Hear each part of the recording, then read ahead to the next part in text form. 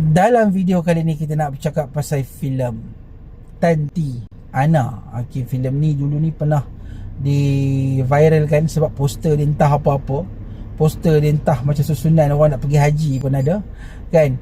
So filem ni adalah sebuah filem yang bagi aku bosan gila. Macam mana boleh masuk Netflix filem ni? So tak apalah, aku tonton juga sebab aku nak tahu apa yang menarik sangat filem ni. Sebab selalunya kalau Netflix beli, of course ada benda yang menarik dalam filem ni. Tapi entahlah. No comment lah. Tak apalah, sebelum kita bercakap lanjut pasal filem Tatiana ni, kita intro.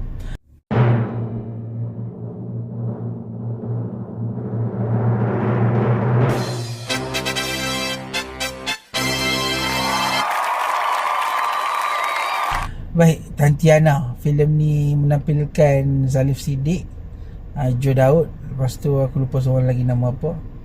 Cerita dia pasal seorang lelaki ni, dia nak buat filem. So dia bagi satu skrip dekat producer ni. Tajuk je ialah Hantu Filem Malaya. Okay, Hantu Filem Malaya. So Hantu Filem Malaya ni dia orang nak casting lah. Casting untuk pelakon perempuan.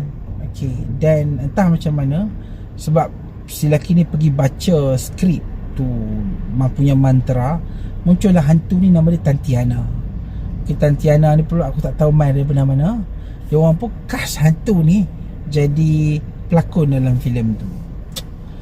So selepas itu mulalah macam-macam pelbagai benda lah yang agak menakutkan, tapi tak menakutkan mana lah. Story dia celaru gila. Aku tak faham apa benda nak cerita sebenarnya. Lepas tu bila hantu tu dia fall in love, I mean that the story itself sangat-sangat caca merba lah movie ni. Aku senang cakap movie ni adalah movie yang caca merba, tunggal langgang, dan bagiku sangat-sangat busuk lah. Sangat-sangat mengarut lah. Sangat-sangat mengarut bagi aku.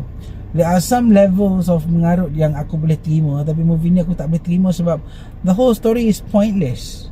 Dia tak ada satu cerita yang kita boleh follow.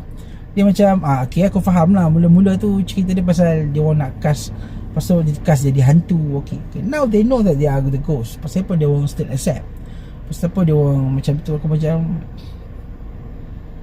entahlah. Aku tak tahulah, aku yang miss something, the detail ke apa kan. Tapi movie ni memang sangat-sangat mengarut lah. Dengan watak 3 orang tu bagi aku agak kuat. Boleh Joe Daud, Zalif Siddiq, diorang bagus dalam komedi. Cuma aku percaya bahawa komedi ni kita tak boleh just biarkan pelakon buat. Kadang-kadang kita kena control. Seperti mana Zizan Razak. Okay, sebelum tu kalau hampa tengok sebelum Polisivo, aku seolah-olah nampak yang pengarah ni just Zizan buat macam ni, dia pun buat ikut apa yang dia rasa suka. Dan bila Polisivo, kita nampak yang watak dia dah dikontrol oleh pengarah.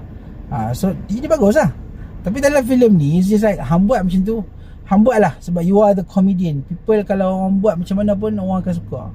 Ini masalahnya. Sebab bila komedi tak dikawal, dia jadi comedy shock sendiri. Comedy shock sendiri yang membuatkan kita rasa lugai, kita rasa macam geli tekak. So Tatiana ni itu benda-benda macam ni zaman dulu-dulu okey lah. Zaman Johan, zaman Zizan, aku still accept. Tapi zaman sekarang aku rasa movie macam ni tak. If you want to make a comedy movie supposed to be controlled. The script should be scripted dengan bagus dan execute komedi tu dengan bagus. Bukannya just biar because of you are the comedian, so biar sahaja buat. Dan bagi aku tak menjadi lah. Movie ni memang semak. Memang bagi aku, yalah, visual dia cun lah bila aku tengok kat Netflix. Tapi the story itself memang tunggal langgang dan one of the worst movie yang aku tonton. Dan macam mana filem ni boleh masuk dekat Netflix, aku tak tahu. Okay, dan aku rasa aku bagi filem ni 1 bintang.